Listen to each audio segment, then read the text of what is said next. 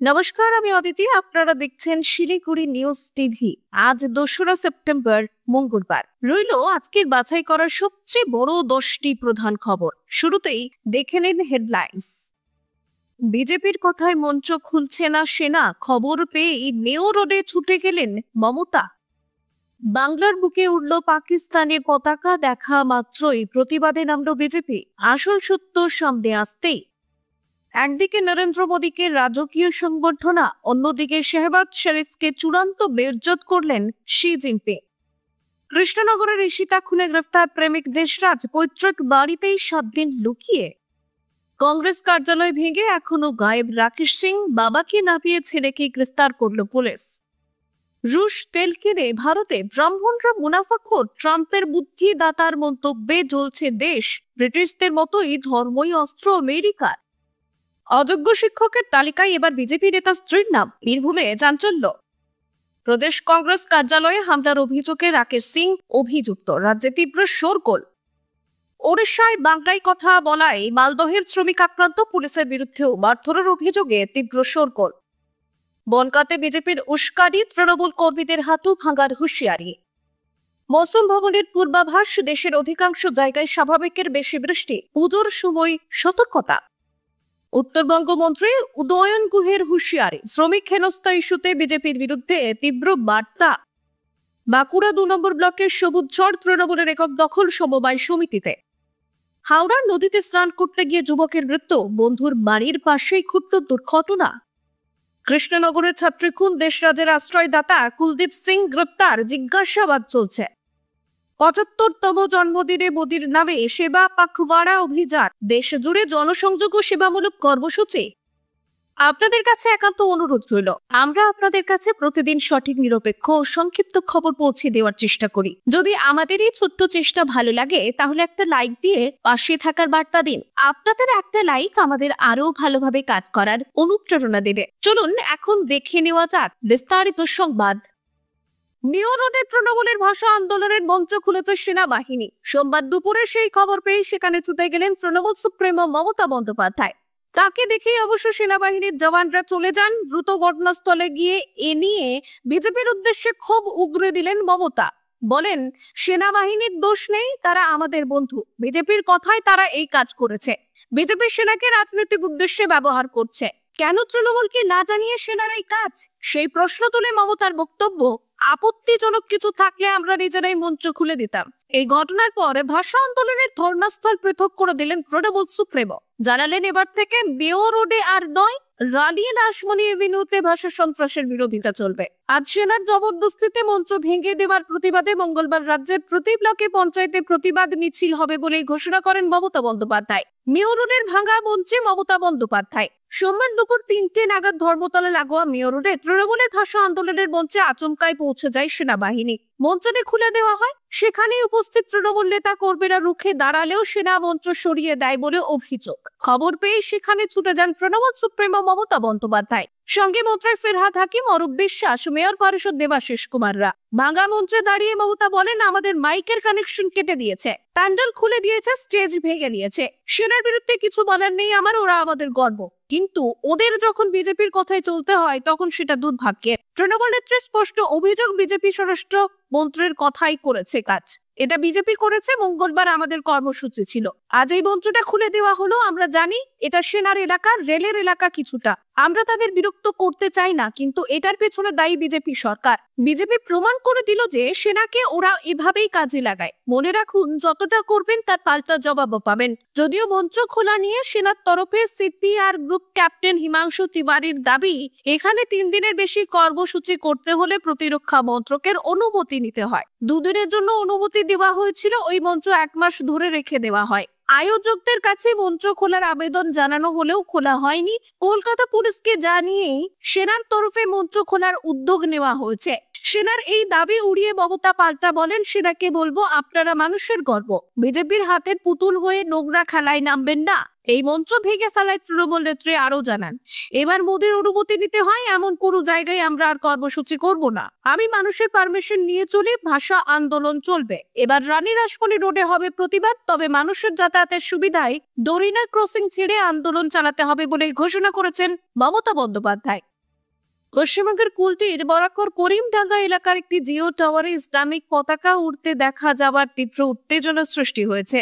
বিজেপির অভিযোগ এটি পাকিস্তানের পতাকা এবং তারা দোষী যুবকের দ্রুত গ্রেফতারের দাবি জানিয়েছে। সম্প্রতি সামাজিক মাধ্যমে একটি ভিডিও ভাইরাল হয়েছে। এতে দেখা যায় এক যুবক করিমডাঙ্গার একটি জিও টাওয়ারে উঠে চাঁদ তারা যুক্ত সবুজ রঙের একটি পতাকা লাগাচ্ছেন। পতাকাটি দেখতে অনেকটা পাকিস্তানের জাতীয় পতাকার মতো হওয়ায় বিজেপির পক্ষ থেকে এটি পাকিস্তানের পতাকা বলে দাবি করা হয়েছে। তারা প্রশ্ন তুলেছে, ভারতের মাটিতে কেন পাকিস্তানের পতাকা ওড়ানো হবে? কুলটি বিজেপির মণ্ডল অধ্যক্ষ সঞ্জু দাস জানিয়েছেন, পতাকা লাগানোর পর যুবক টাওয়ার থেকে নেমে সেখান থেকে পালিয়ে যায়। তার পরিচয় এখনো পর্যন্ত জানা যায়নি। বিজেপির পক্ষ থেকে এই ঘটনার প্রতিবাদে বিক্ষোভ দেখানো হয় এবং পুলিশকে আগামী 24 ঘন্টার মধ্যে তদন্ত করে রিপোর্ট জমা দেওয়ার জন্য বলা হয়েছে। তারা সেই যুবকের বিরুদ্ধে আইনানুগ ব্যবস্থা নেওয়ার পাশাপাশি দ্রুতই তাকে গ্রেফতারের দাবিও জানিয়েছে।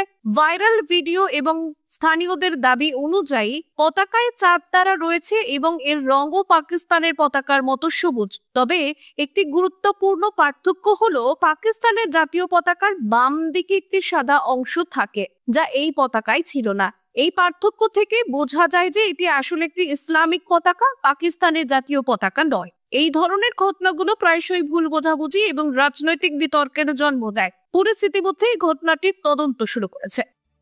একদিকে যখন ভারতের প্রধানমন্ত্রী নরেন্দ্র মোদীকে রাজকীয় সংবর্ধনা দিয়েছে চীন, পাশাপাশি অন্যদিকে খোদ আয়োজক দেশ চীনের রাষ্ট্রপতি শি জিনপিং পাকিস্তানের প্রধানমন্ত্রী শাহবাজ শরীফকে চূড়ান্ত বেইজ্জত করে দিলেন।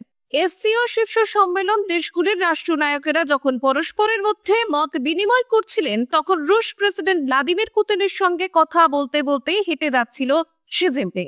পাশে দাঁড়িয়েছিলেন পাকিস্তানের প্রধানমন্ত্রী শাহবাজ শরীফ। তিনি জিনপিং এর সাথে করমর্দন করার জন্য খুব আগ্রহী ছিলেন, কিন্তু জিনপিং উপেক্ষা করে শাহবাজ শরীফের পাশ দিয়ে হেঁটে চলে যান। ফলে চূড়ান্ত অপদস্থ হতে হয় পাকিস্তানের প্রধানমন্ত্রীকে। তার মুখের মতো ফুটে ওঠে তার ছাপ। এদিকে সাংহাই সহযোগিতা সংস্থা অর্থাৎ এসসিও শীর্ষ সম্মেলনে যোগ দিতে দীর্ঘ 7 বছর পর চীনে গেলেন ভারতীয় প্রধানমন্ত্রী নরেন্দ্র মোদী। এসসিও শীর্ষ সম্মেলন ছাড়াও রবিবার অর্থাৎ 31শে আগস্ট 2025 প্রধানমন্ত্রী মোদী এবং চীনের রাষ্ট্রপতি শি জিনপিং দ্বিপাক্ষিক আলোচনা করেছেন। উভয় নেতাই ভারত চীন সম্পর্কের উষ্ণতা ফিরিয়ে আনার জন্য একটি কর্ম উদ্যোগ নিয়েছেন, যার অনেকটাই উন্নতি হয়ে গেছে। তাদের বৈঠকে উভয় নেতাই ভারত চীন আবারও একত্রিত হওয়ার ওপর জোর দিয়েছেন। বৈঠকে প্রধানমন্ত্রী মোদী সাম্প্রতিক অতীতে দুই দেশের সম্পর্কের অগ্রগতির কথাও উল্লেখ করেছেন। প্রধানমন্ত্রী মোদী এ বিষয়ে বলেন, সীমান্তে বিচ্ছিন্নতার পর শান্তি ও স্থিতিশীলতার পরিবেশ তৈরি হয়েছে। সীমান্ত ব্যবস্থাপনার বিষয়ে আমাদের বিশেষ প্রতিনিধিদের মধ্যে একটি চুক্তি হয়েছে। কৈলাস মানস সরোবর যাত্রা আবারও শুরু হয়েছে। তিনি উল্লেখ করেন যে ভারত ও চীনের মধ্যে পারস্পরিক সহযোগিতা কতটা গুরুত্বপূর্ণ। প্রধানমন্ত্রী বলেন, উভয় দেশে 2.8 বিলিয়ন মানুষের স্বার্থ আমাদের সহযোগিতার সাথে জড়িত। একটি সমগ্র মানবতার কল্যাণের পথ প্রশস্ত করবে। পারস্পরিক বিশ্বাস, শ্রদ্ধা এবং সংবেদনশীলতার ভিত্তিতে আমরা আমাদের সম্পর্ককে এগিয়ে নিতে প্রতিশ্রুতিবদ্ধ। প্রধানমন্ত্রী মোদী বলেছেন, ভারত ও চীন উভয় কৌশলগত স্বায়ত্তশাসনের পক্ষে এবং তাদের সম্পর্ককে কোনো তৃতীয় দেশের দৃষ্টিকোণ থেকে দেখা উচিত নয়। এছাড়াও প্রধানমন্ত্রী মোদী 2026 সালে ভারতে আয়োজিত ব্রিক্স শীর্ষ সম্মেলনে জিনপিং এর আমন্ত্রণ জানিয়েছেন। সন্ত্রাসবাদের বিষয়ে প্রধানমন্ত্রী মোদী রাষ্ট্রপতি জিনপিং এর সমর্থন চেয়েছেন। 8 দিনের মাথায় অবশেষে পুলিশের জালে কৃষ্ণনগরের ছাত্রী খুনের মূল অভিযুক্ত দেশরাজ। রবিবার রাতে উত্তরপ্রদেশ থেকে তাকে গ্রেফতার করা হয়েছে। ইতিমধ্যে ট্রানজিট রিমান্ডে সোমবার তাকে কৃষ্ণনগর নিয়ে আসা হচ্ছে বলে জানা গিয়েছে। সূত্রের খবর, গত সোমবার কৃষ্ণনগরের বাড়িতে ঢুকে নিজের প্রেমিকাকে গুলি করে খুন করে উত্তরপ্রদেশেই পালিয়ে গিয়েছিল দেশরাজ। প্রায় 1 সপ্তাহ ধরে সেখানেই গা ঢাকা দিয়েছিল সে। তার খোঁজেই উত্তরপ্রদেশে পাড়ি দিয়েছিল রাজ্য পুলিশের 3টি দল। রবিবার রাতে তাকে গ্রেফতার করা হয়। ঘটনার পর থেকে উত্তরপ্রদেশের দেউরিয়ায় পৈতৃক বাড়িতে পালিয়ে গিয়েছিল দেশরাজ। সেখানে গিয়েই 7 দিন লুকিয়েছিল সে। শনিবার দেশরাজের মামা কুলদীপ সিংকে গুজরাটের জামনগর থেকে গ্রেফতার করা হয়েছিল। রবিবার তাকে কৃষ্ণনগর নিয়ে আসা হয়েছে। অভিযুক্ত দেশরাজের বাবার বিরুদ্ধে গ্রেফতারি পরোয়ানা নিয়ে রাজস্থানের জয়সালমেরে গিয়েছেন পুলিশ আধিকারিকেরা। সূত্রের খবর, প্রেমিকাকে খুনের পর মামা কুলদীপ সিং এর সঙ্গে যোগাযোগ রেখেছিল দেশরাজ, তাই মামাকে হেফাজতে নিয়ে তাকে ধরার চেষ্টা করেছে পুলিশ। ট্রানজিট রিমান্ডে দেশরাজকে নিয়ে আসার পর তাকে আদালতে তোলা হবে বলে জানা গিয়েছে। অভিযুক্তর হাতে আগ্নেয়াস্ত্র এলো কি করে? এই ঘটনার সঙ্গে আর কে বা কারা জড়িত আছে, নাকি সবটাই নিজের চেষ্টাই করেছে? অভিযুক্তর হাতে আগ্নেয়াস্ত্র এলো কি করে, এই ঘটনার সঙ্গে আর কেউ জড়িত আছে কিনা সবটাই জানার চেষ্টা করছে পুলিশ। গত 25শে আগস্ট কৃষ্ণনগরের বাড়িতে ঢুকে গুলি করে খুন করা হয়েছিল ঈশিতা মল্লিক নামের ওই তরুণীকে। এই ঘটনায় অভিযোগের আঙুল ওঠে দেশরাজ সিং নামে এক যুবকের দিকে। দেশরাজ ছিল ঈশিতারই পূর্ব পরিচিত। দেশরাজের খোঁজেই তল্লাশি শুরু করে পুলিশ। জানা যায় দেশরাজ মা, বাবা এবং বোনের সঙ্গে জেটিয়ার বাড়িতে ভাড়া থাকতেন। ঘটনার পর থেকেই আর তার কোনো খোঁজ পাওয়া যায়নি। দেশরাজের বাবা মা অবশ্য এখন উত্তরপ্রদেশে রয়েছে, কিন্তু মূল অভিযুক্ত এখনো অধরা। তদন্তে নেমে পুলিশ জানতে পারে দেশরাজকে বিভিন্ন রকম সহযোগিতাই করেছিল তার মামা কুলদীপ। এই নিয়ে একাধিক তথ্য পুলিশের হাতে আসে, আর সেই সূত্র ধরেই পুলিশ কুলদীপ সিংকে গ্রেফতার করে। পুলিশের প্রাথমিক অনুমান ছিল কুলদীপকে জিজ্ঞাসাবাদ করলেই হয়তো দেশরাজের খোঁজ মিলবে, তাই গুজরাট থেকে ট্রানজিট রিমান্ডে নিয়ে কৃষ্ণনগরে আনা হয়েছে ওই ব্যক্তিকে। পুলিশের কথা মতোই মামা গ্রেপ্তার হওয়ার পরদিনে পুলিশের জালে ছাত্রী খুঁড়ে অভিযুক্ত দেশরাজ। বাবাকে না পেয়ে ছেলেকে গ্রেফতার। বিজেপি নেতা রাকেশ সিং এর ছেলে শিবম সিংকে গ্রেফতার করলো এন্টালি থানার পুলিশ। পশ্চিমবঙ্গের কংগ্রেস অফিস ভাঙচুরের পর থেকেই পুলিশ তাকে খুঁজছিল। সোমবার পুলিশ তার ছেলে শিবম সিংকে গ্রেফতার করে। মৌদারের বিধান ভবনে হামলার পর থেকেই পুলিশ বিজেপি নেতা রাকেশ সিংকে খুঁজছিল। একাধিক ইলেকট্রিক ডিভাইস ব্যবহার করা হচ্ছিল। রাকেশ সিংকে খুঁজতে গিয়ে পুলিশ গোপন সূত্রে জানতে পারে তিনি একটি গাড়ি নিয়ে ঘুরছেন, আর এই গাড়িটি প্রদেশ কংগ্রেস অফিসে ভাঙচুরের সময় ব্যবহার করা হয়েছিল। এরপরেই 31শে আগস্ট রাতে রাকেশ সিং এর বাড়িতে তল্লাশি চালানো হয়, কিন্তু সেখানে গিয়ে দেখা যায় রাকেশ সিং নেই। তার ছেলে শিবমের কাছে গাড়ির চাবি রয়েছে, এমনকি গাড়িটিও শিবমের নামে। রাকেশ সিং কোথায় তা জানার জন্য জেরা করা হলে শিবম কোনো তথ্য জানাননি। শিবমের কথায় অসঙ্গতি মেলে। তদন্তে অসহযোগিতা এবং হামলায় ব্যবহৃত গাড়িটি শিবমের হওয়ায় বিজেপি নেতার ছেলেকে গ্রেফতার করা হয়। এখনো পুলিশ রাকেশ সিংকে খুঁজছে। প্রসঙ্গত 2 দিন আগেই বিহারের একটি সভায় প্রধানমন্ত্রী নরেন্দ্র মোদী ও তার মাকে নিয়ে অশ্রাব্য মন্তব্য করাকে কেন্দ্র করে অশান্তি ছড়ায়। এই ঘটনার আজকে কলকাতার মৌলালিতে প্রদেশ কংগ্রেস অফিসে ভাঙচুর চালানো হয়। অভিযোগ, বিজেপি নেতা রাকেশ সিং এর নেতৃত্বে এই হামলা চলেছিল। সোনিয়া গান্ধী, রাহুল গান্ধীর ছবিতে কালি দিয়ে ছবি ছিঁড়েও দেওয়া হয়। ডোনাল্ড ট্রাম্পের বিশ্বস্ত সহযোগী তথা সাম্প্রতিক শুল্ক নীতির অন্যতম পরামর্শদাতা পিটার ন্যাভারোর মন্তব্যকে ঘিরে দেশে ব্যাপক শোরগোল পড়ে গিয়েছে। শাসক বিরোধীদের তরজায় ঢুকে পড়েছে বিজেপির হিন্দুত্ববাদী রাজনীতি থেকে জাতপাতের রাজনীতিও। ট্রাম্পের বাণিজ্য উপদেষ্টা বলেছেন ভারতের সাধারণ মানুষের কাছ থেকে ব্রাহ্মণরা মুনাফা লুটছে। রাশিয়ার কাছ থেকে ভারত জ্বালানি তেল কেনায় অনড় থাকার পরিপ্রেক্ষিতেই তিনি এই মন্তব্য করেন, কিন্তু তা নিয়ে এদেশে রাজনৈতিক বিতর্কের আগুন জ্বলে গিয়েছে। এক নিউজকে দেওয়া সাক্ষাৎকার অনুযায়ী নেভারো রাশিয়ার কাছ থেকে তেল কেনা ও তারই প্রেক্ষিতে ট্রাম্পের 50% অতিরিক্ত শুল্ক চাপানোর নীতিকে সমর্থন জানান। রাশিয়ার কাছে ভারত একটি পয়সার বিনিময়ে কাপড় কাচার লন্ড্রির বেশি কিছু নয়। প্রধানমন্ত্রী মোদী একজন বড় মাপের নেতা, কিন্তু আমি বুঝতে পারছি না বিশ্বের বৃহত্তম গণতন্ত্র হয়েও কেন তিনি চীন রাশিয়ার সঙ্গী হতে চলেছেন। নেভারোর কথায় ভারতের মানুষকে আমি বলতে চাই, বোঝার চেষ্টা করুন কি ঘটতে চলেছে। সে দেশের সাধারণ মানুষের অর্থে মুনাফা লুটেছে ব্রাহ্মণরা। এটা থামানোই আমাদের কাজ। সোমবার সকালে দেশের প্রধান বিরোধী দল কংগ্রেসের মুখপাত্র পবন খেরা নেভারোর এই মন্তব্যের কড়া নিন্দা করেছেন। বলেন, ভারতের বিরুদ্ধে এরকম ভিত্তিহীন বক্তব্য রাখা আমেরিকার উচিত হয়নি। এর জবাবে উদ্ভবপন্থী শিবসেনা নেত্রী প্রিয়াঙ্কা চতুর্বেদী বলেন, ওনার কথার অর্থ বার্ধক্যের সর্বোচ্চ স্তরে পৌঁছে গেছে। মার্কিন প্রশাসনের একজন পদস্থ আধিকারিক ব্রাহ্মণ শব্দের ব্যবহার করে ভারতের প্রেক্ষিতে সাধু হয়ে যেতে পারে না। আপনার উচিত কি বলতে চেয়েছেন তা ব্যাখ্যা করা। তৃণমূল নেত্রী সাগরিকা ঘোষ একটি বার্তায় লিখেছেন, বস্টন ব্রাহ্মণ নামে একটি শব্দ আমেরিকায় অনেক আগে ব্যবহার হতো ঠিকই, কিন্তু তা প্রয়োগ করা হতো আমেরিকান নিউ ইংল্যান্ড ধনী অভিজাত পরিবারের পরিভাষা হিসেবে। ইংরেজি ভাষায় এখনো ব্রাহ্মণ শব্দের প্রয়োগ আছে, সেটা প্রয়োগ করা হয় সামাজিক ও অর্থনৈতিকভাবে ধনী সম্প্রদায়ের জন্য। তৃণমূলের আর এক নেতা সাকেত গোখেল ব্রাহ্মণ শব্দের ব্যাখ্যায় বলেন, পিটার ন্যাভারো হলো কেমব্রিজের প্রাক্তন এমএ পাস। নিউ ইংল্যান্ডে যাওয়া অস্ট্রেলিয়ার ধারে কাছে, এবং উনি যেখানে আগে থাকতেন সেখানে ব্রাহ্মণ বলতে যারা অত্যন্ত ধনী ও সমৃদ্ধশালী তাদের বোঝায়। বিজেপির সমাজ বিজ্ঞানী মুখপাত্ররা যেন কিছু বই অন্তত পড়ে নেন। তৃণমূলের জবাবে বিজেপি নেতা নিশিকান্ত দুবে উদাহরণ দিয়ে বলেন, জাতি বৈষম্যবাদী ভাষা বস্টন ব্রাহ্মণ শব্দটি প্রথম প্রয়োগ করেন অলিভার ওয়েন্ডেল হোমস সিনিয়র। 1861 সালের উপন্যাস এলজি ভিনারের শব্দটি এসেছিল এর সঙ্গে ভারতের ব্রাহ্মণ সম্প্রদায়ের কোনো মিল নেই। আসলে 19 শতকে কিছু এলিট আমেরিকান পরিবার যারা দাবি করত বংশ পরম্পরায় তারা প্রোটেস্ট্যান্ট শরণার্থী হিসেবে পূর্ব উপকূলে ডেরা বেঁধেছিল, তাদের বস্টন ব্রাহ্মণ বলে। এই পরিবারগুলিকে তিনি ভারতের সব থেকে ক্ষমতাধর পুরোহিত সম্প্রদায়ের সঙ্গে তুলনা টেনেছিলেন। ভারতের ব্রাহ্মণরা বৌদ্ধিক, সাংস্কৃতিক, শিক্ষা, সামাজিক কর্তব্য দ্বারা মহানত্ব লাভ করেছিলেন। অযোগ্য শিক্ষকদের তালিকার পাতায় পাতায় তৃণমূল নেতা ও তাদের ঘনিষ্ঠদের নাম। এবার সেই তালিকায় উঠে এলো এক বিজেপি নেতা স্ত্রীর নামও। ঘটনায় তীব্র চাঞ্চল্য ছড়ালো বীরভূমে।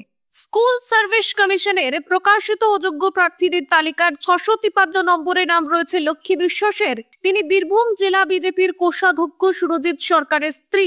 লক্ষ্মী ছিলেন রামপুরহাট কুসুম্বা হাই স্কুলের শিক্ষিকা। খবর সামনে আসতেই শুরু হয়েছে চাপানোতর।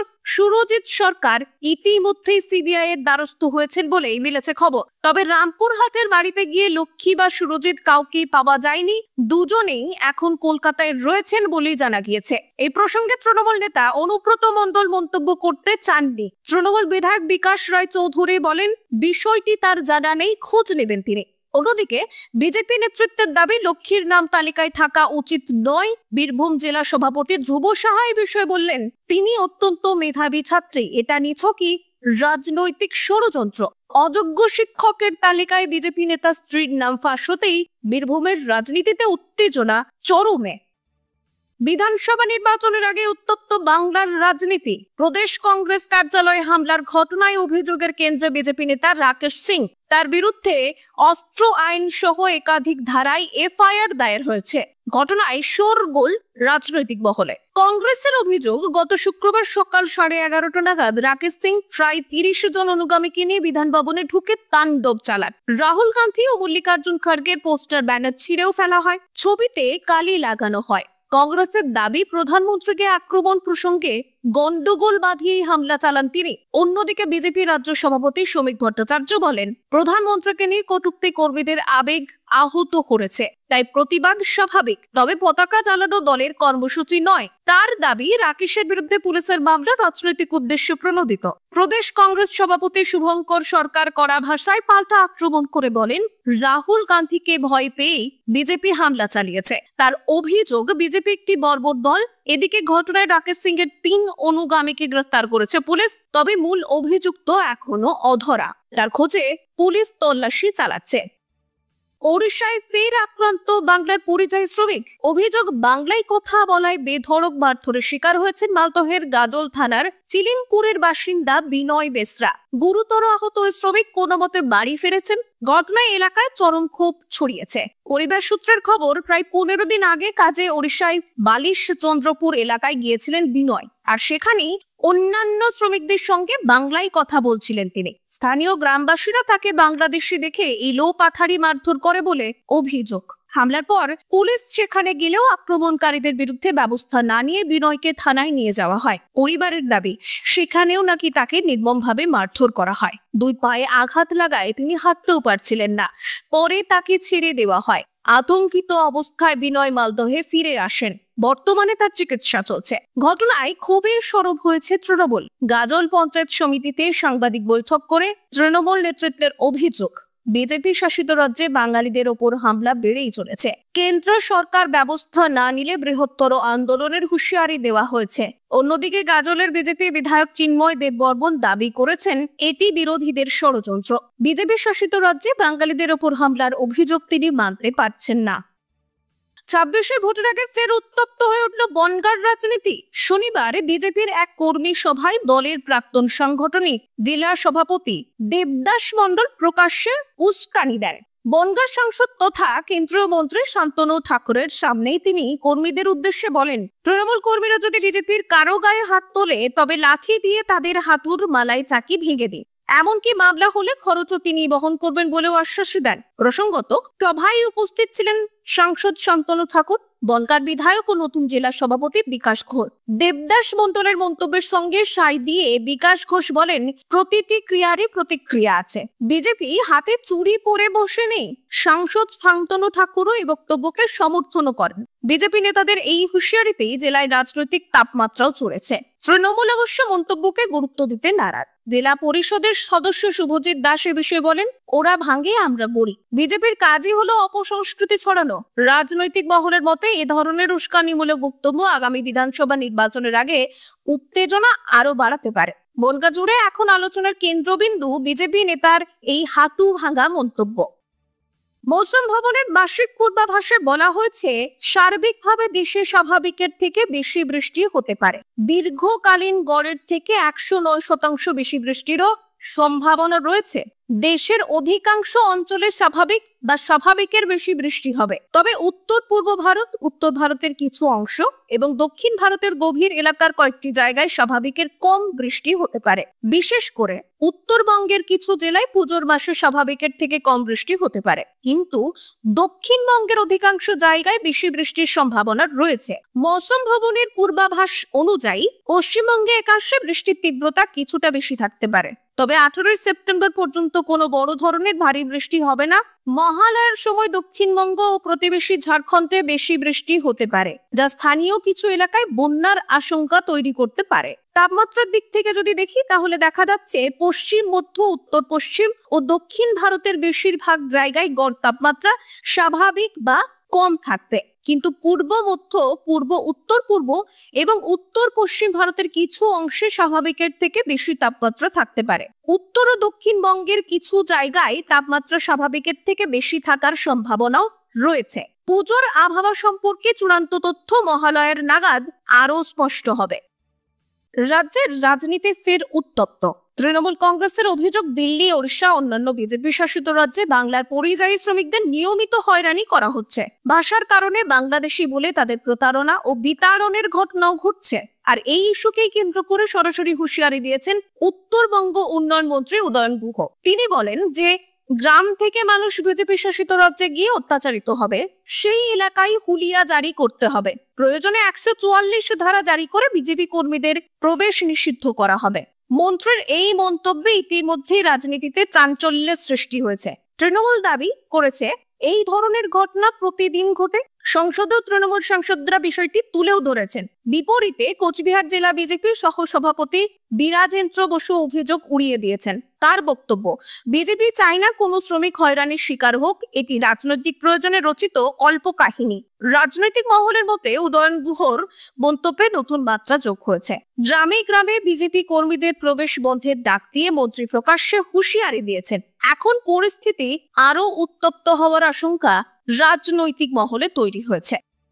বাঁকুড়া 2 নম্বর ব্লকের বিকনা গ্রামে সমবায় সমিতির নির্বাচনে শাসক দলের একক দখলের ছবি ধরা পড়ল। সেন্দ্রা ও কতুলপুর সমবায় সমিতিতে তৃণমূল বিনা প্রতিদ্বন্দ্বিতায় জয়ী হয়েছে। সেন্দ্রা কৃষি উন্নয়ন সমিতিতে 9টি আসনে জয়ী হয়ে চেয়ারম্যান হলেন জগন্নাথ মণ্ডল। সম্পাদক সৌমিত্র নন্দী কতুলপুর ব্লকেও তৃণমূল সমবায় সমিতিতে 32টি আসনে বিনা প্রতিদ্বন্দ্বিতায় জয়ী হয়েছে। চোখ এখন শালবনী কৃষি উন্নয়ন সমবায় সমিতিতে। এখানে ত্রিমুখী লড়াই হবে। তৃণমূল 12 আসনে প্রার্থী দিয়েছে, বিজেপি 8 আসনে, সিপিএম 7 আসনে। বিজেপি জেলা সভাপতি প্রসেনজিৎ চট্টোপাধ্যায়ের দাবি, মানুষ গোপনে পরিবর্তনের অঙ্ক কষছে। সিপিএম জেলা সম্পাদক দেবলীনা হেমব্রম এ বিষয়ে বলেন, কৃষকরা সেচ, সার, ঋণে বঞ্চিত। এই ক্ষোভই আমাদের শক্তি। তৃণমূল সভাপতি বিধান সিং বলেন, সেন্দ্রা কতুলপুরের বিনা প্রতিদ্বন্দ্বিতায় জয় আমাদের উন্নয়নের কাজের স্বীকৃতি। শালবনীতে ভোটের পর স্পষ্ট হবে কাদের পাশে রয়েছেন। রাজনৈতিক মহলের মতে সমবায় সমিতিতে শাসক দলের একক দখল প্রতিফলিত করছে মানুষের আস্থা ও স্থানীয় রাজনৈতিক ভারসাম্য। অন্যদিকে বিজেপি অভিযোগ করেছেন, প্রশাসনিক চাপের কারণে প্রতিদ্বন্দ্বী প্রার্থী দিতে বাধা দেওয়া হয়েছে। হাওড়ার জগৎবল্লভপুরে নদীতে স্নান করতে গিয়ে প্রাণ হারালেন এক যুবক।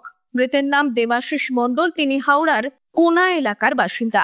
ঘটনাস্থল ছিল তার বন্ধু তাপস টাটের বাড়ির পাশে খারাপাড়া এলাকায়। ঘটনা শনিবার দুপুরের। রান্না পুজোর জন্য দেবাশিস বন্ধুর বাড়িতে দাঁড়াতে এসেছিলেন। পরিবারের এবং বন্ধুদের সঙ্গে নদীতে স্নান করতে নেমেই বিপত্তি ঘটে। স্নানের সময় দেবাশিস ভাঙা একটি সাঁকোয় আটকে যান। নদীতে তখন প্রবল স্রোত বইছিল। স্রোতের টানে দেবাশিসকে বন্ধুদের বাঁচানোর প্রচেষ্টা ব্যর্থ হয়। তাকে উদ্ধার করার সময় চেষ্টা বৃথা যায়। কয়েক মিনিটের মধ্যেই তিনি নদীতে ভেসে চলে যান। স্থানীয়রা জানান, নদীর স্রোত প্রচন্ড হওয়ায় সঙ্গে সঙ্গে জীবন বাঁচানো সম্ভব হয়নি। এলাকাবাসী এবং বন্ধুদের মধ্যে শোকের ছায়া নেমে এসেছে। প্রত্যক্ষদর্শীরা প্রশাসনকে খবর দেন এবং পরে স্থানীয় পুলিশ ও উদ্ধার কর্মীরা ঘটনাস্থল পরিদর্শন করেন। দুর্ঘটনার বিষয়টি নিয়ে পরিবার ও স্থানীয় সমাজে গভীর শোক ও উদ্বেগ দেখা দিয়েছে। স্থানীয় প্রশাসন নদী পার্শ্ববর্তী এলাকায় সতর্ক বার্তা জারি করেছে। কৃষ্ণনগরের ছাত্রী ঈশিতা খুনের মূল অভিযুক্ত দেশরাজ সিং এখনো অধরা। তার সন্ধানে উত্তরপ্রদেশেও তল্লাশি চালানো হয়েছে, তবে এখনো কোনো সূত্রই মেলেনি। তদন্তকারীরা হাতে পেয়েছেন শুধুই ঈশিতার বাড়ি থেকে বেরোনোর মুহূর্তের ছবি। তদন্তের অগ্রগতিতে সার্চ ওয়ারেন্ট নিয়ে পুলিশ দেশরাজের সন্ধানে উত্তরপ্রদেশে পৌঁছায়। সেখানে দেশরাজের কাকার ছেলে নিতিন প্রতাপ সিং এর ফোন সূত্রে কুলদীপ সিং এর অবস্থান শনাক্ত করা হয়। কুলদীপকে গ্রেফতারের জন্য গুজরাটের জামনগর এলাকায় পৌঁছয় রাজ্য পুলিশ ও গুজরাট পুলিশ টিম। শনিবার দুপুরে তাকে জিজ্ঞাসাবাদের পর গ্রেফতার করা হয় এবং মোবাইল বাজেয়াপ্ত করা হয়। তার ঘরে তল্লাশি চালিয়ে গুরুত্বপূর্ণ তথ্য উদ্ধার করা হয়েছে। রবিবার ট্রানজিট রিমান্ডে কুলদীপকে বিমান যোগে কলকাতার দমদমে আনা হয়। এরপর গাড়ি করে কোতোয়ালি থানায় নিয়ে আসা হয়। তার বিরুদ্ধে অভিযোগ দেশরাজকে আশ্রয় দেওয়া, সহায়তা করা এবং ফোনে খুনের আগে ও পরে যোগাযোগ রাখা। পুলিশ দেশরাজের সন্ধান ও খুনের ঘটনার সময় ব্যবহৃত অস্ত্র কুলদীপ সরবরাহ করেছে কিনা তা খতিয়ে দেখছে। জানা গেছে, কুলদীপ দেশরাজের মামা এবং উত্তরপ্রদেশের কুখ্যাত দাঙ্গাল মঙ্গলের ঘনিষ্ঠ আত্মীয়।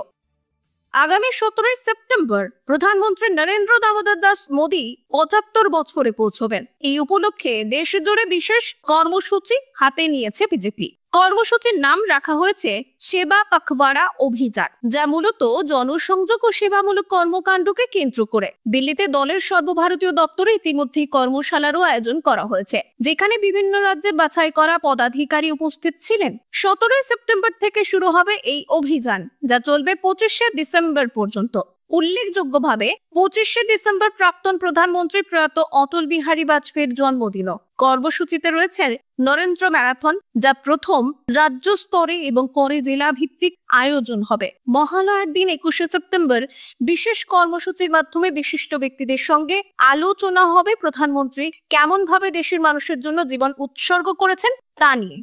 এছাড়াও উপকূলীয় এলাকায় সাফাই অভিযান, জেলা ভিত্তিক নরেন্দ্র কাপ, রক্তদান শিবির, স্বাস্থ্য শিবির এবং হাসপাতাল সেবা চালানো হবে। সমাজের বিভিন্ন স্তরের মানুষের সঙ্গে সংযোগ বজায় রাখতে এবং জনসেবামূলক কার্যক্রমকে আরো প্রসারিত করতে এই কর্মসূচি নেওয়া হয়েছে। ধন্যবাদ। সংবাদ এখন এই পর্যন্তই। পরবর্তী আপডেটের জন্য আমাদের সঙ্গে থাকুন এবং দেখতে থাকুন Siliguri news TV YouTube channel. সুস্থ থাকুন, ভালো থাকুন, সকলকে ভালো রাখুন।